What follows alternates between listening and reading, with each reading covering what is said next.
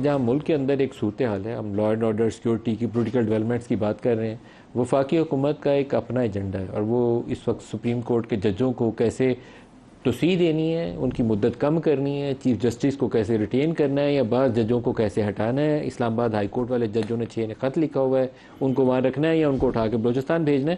اس طرح کی تجاویز کے اوپر ایک آئینی پیکج لانے کی تیاری کر رہی ہے۔ 211 ان کے پاس 2/3 کے حساب سے جو ممبرز ہیں، اپنے 211 بنتے ہیں، 224 درکار ہیں۔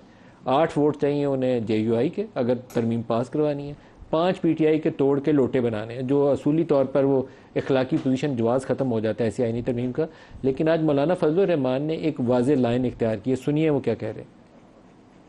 ہمارے ہاں ادارے اور اداروں کے بڑے وہ اپنے ایکسٹینشن کے لیے فکر مند ہیں، اپنے اداروں کی اصلاح اور تقویت کے لیے فکر مند نہیں ہیں۔ ایکسٹینشن کا عمل اگر فوج کے اندر ہے تب بھی غلط ہے، اگر عدلیہ کے اندر ہے تب بھی غلط ہے۔ یہ تو کل پارلیمنٹ بھی مطالبہ کر سکتا ہے کہ 5 سال کے بعد ہمیں بھی 5 سال کی ایکسٹینشن دی جائے۔ یہ روایتیں حضرت کوئی اچھی روایات نہیں ہیں۔ ہم لگے ہوئے ہیں کہ صاحب ہمارے ہاں آئینی ترامیم کی جائیں۔ جب آپ ایکسٹینشن میں مشکل محسوس کرتے ہیں تو مجھے یاد ہے کس طرح ہمارے ہاتھ مروڑ کر ہم سے جبری طور پر ایک چیف آف آرمی اسٹاف نے اس ایوان کے اندر قانون سازی کرائی۔ میں برملا اس بات کا اظہار کرنا چاہتا ہوں، ہم اپوزیشن ہیں، اس پر اپوزیشن کا کردار ادا کریں گے اور کبھی ہم اس ملک کے اندر ایک غلط روایت کی بنیاد نہیں ڈالنے دیں۔ ہمایوں صاحب، جو آرمی چیف جس کا انہوں نے کہا کہ بازو مروڑ کے ووٹ ڈلوایا گیا تھا، وہ ابھی ریسنٹ پاس کی جنرل باجوہ کے لیے ایکسٹینشن کروائی تھی، آپ کی حکومت ترمیم لائی تھی، نون لیگ نے غیر مشروط حمایت کا اعلان کیا تھا، مولانا صاحب سمیت سب جماعتوں نے، پیپلز پارٹی سمیت سب جماعتوں نے ووٹ بھی کیا تھا۔ آج انہوں نے کہا بازو مروڑا گیا تھا۔ اب قاضی فائز عیسیٰ کا معاملہ چل رہا ہے، حکومت کو تو بڑا دل چاہ رہا ہے کہ 3 سال کی ٹرم کر دیں، ٹینیور آفس ہو جائے ان کا۔ دیکھیں، میں آپ کو جو پرابلم ہے نا، ایک تو آئی ایم سوری، وہ رانجھا صاحب پھر لگے ہوئے تھے، وہ آپ نے کبھی وہ ریکارڈ پلیئر دیکھا ہے؟ وہ جب خراب ہو جائے تو ایک ہی جگہ پہ سوئی اٹکتی رہتی ہے، وہ ایک چیز بار ہوتا ہے۔ یہ 9th میں اسی ریکارڈ پلیئر کا وہ ہے، وہ ادھر ہی پھنسا ہوا ہے، اس سے آگے نہیں جا رہا۔ حالانکہ اس وقت آپ نے ایمل ولی صاحب کا جو سینٹ کی سپیچ ہے وہ دیکھی، آپ نے ان کے پوڈ کاسٹ دیکھا ہے، اس کو دیکھ لیں۔ آپ علی وزیر صاحب جو کر رہے ہیں اس کو دیکھ لیں، آپ جو پولیس کہہ رہی ہے آپ اس کو دیکھ لیں، آپ جو اینٹی اسٹیبلشمنٹ کے جو نیریٹو لوگ ہٹ کر رہے ہوتے ہیں، ایک دفعہ ہم بیٹھ کے دیکھ لیں یہ کیوں ایسا ہو رہا ہے۔ اگر آپ یہ ساری چیزیں کر لیں، پھر آپ نے بلوچستان وہ افغانستان کی بات کی، مجھے ایک بات بتایا، پچھلے 2 ٹینیور میں یہ جو ابھی 2022 آنورڈز گزرے ہیں، کوئی ہمارا فارن منسٹر اتنی ایشو کے لیے وہاں جا کے کسی سے ملا نہیں ملا۔ میرا یہ خیال ہے کہ ہو سکتا ہے علی امین اگر وہاں جا کے بات کرے، ہو سکتا ہے it can be a positive thing, don't see it as a negative thing, it can be also positive, ٹھیک ہے۔ لیکن ناؤ کمنگ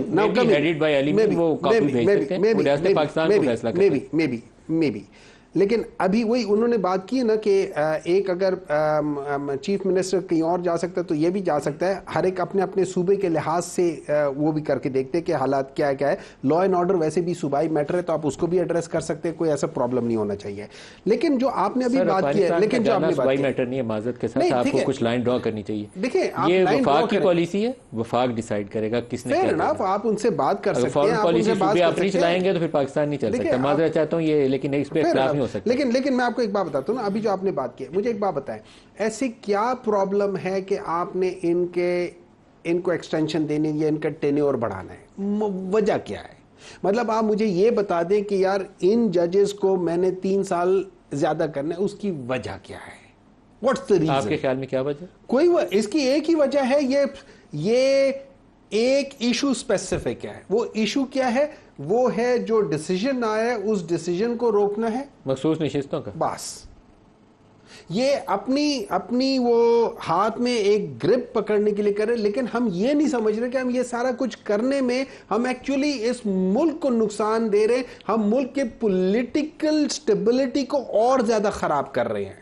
اگر یہ ملک پولیٹیکل سٹیبلٹی نہیں رہے گی یا اور خراب ہوگی، آپ اس میں آئی ایم ایف کو چھوڑے ویسے ہی کوئی $20 ارب بھی ڈال دے نا، $30 ارب ڈال دے، نہیں چل سکے گا۔ یو نیڈ ٹو انڈرسٹینڈ کہ بیسک پرابلم کو ہم نے پہلے سالو کرنا ہے, اور وہ پولیٹیکل اسٹیبلٹی کب آئے گی؟ دیکھیے پولیٹیکل اسٹیبلٹی آتی ہے جو سب سے بھاری چیز ہوتی ہے نا, آپ ترازو میں پہلے وہ رکھتے ہیں پھر اس کو بیلنس کرنا شروع کرتے ہیں, سب سے ہلکی چیز کو نہیں کرتے. پولیٹیکل اسٹیبلٹی کے سیناریو میں جو سب سے بھاری چیز ہے وہ پاکستان تحریک انصاف ہے اور ان کا لیڈر عمران خان ہے. آپ نے ان جگہ پہ کر کے اس پولیٹیکل اسٹیبلٹی میں اس چیز کو انٹروڈیوس کرنا ہے, تب یہ پولیٹیکل سٹیبلٹی آئے گی. اور میں ایک بات کر دیتا ہوں, ابھی یہ رانجھا صاحب کہہ رہے تھے نا کہ یہ ایک منٹ ہے, آپ بھی کہہ رہے تھے یہ اس میں کہ کسٹوڈین کون ہے. آپ کو پتہ ہے جن اداروں نے یا جس انتظامیہ نے کیا ہے وہ کس کے اندر آتے ہیں؟ ایگزیکٹو کے اندر. ایگزیکٹو کا ہیڈ کون ہے؟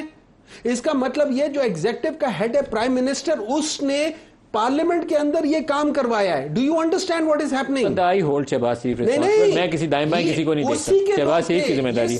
یہ سارے انتظامیہ کے اندر آتے ہیں. مصطفیٰ صاحب